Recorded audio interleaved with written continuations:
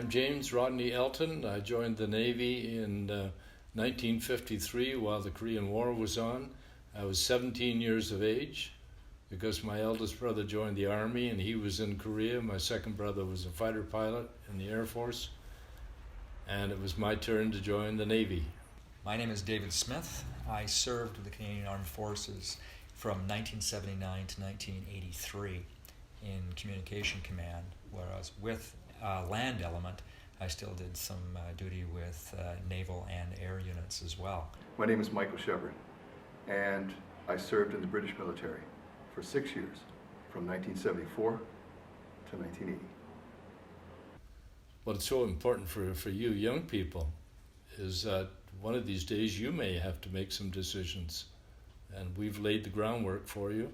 It's important because the possibility of conflict is still there. I think what I really want them to remember is that they are in the world they're in because of those that went before them.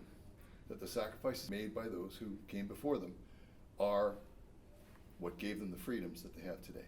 And it also influences how a lot of us can live, because especially for other younger people or people who join cadets, it teaches us that we in our country and we as in our culture have affected the world, and we can still affect the world. It's not easy to be willing to risk your life for someone else, especially if you don't even know them.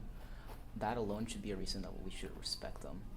They had to suffer and see horrors just so that we don't have to. Such a noble act like that should always be recognized and never forgotten. It's our duty to remember our history so that we don't repeat it.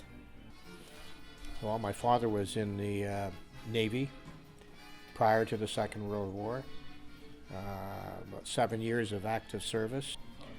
He never talked about it, which was quite common for our serving members of that era. Out here, VU-33 Squadron, we had 3 helicopters, and we used to go out and pick up fishermen and people going by the west coast out here in Victoria. And we did search and rescue. Had to keep those helicopters flying every day. My grandfather's older brother passed away on the last day of World War I in the trenches. I always remember him, Uncle Arthur. I never met him, of course.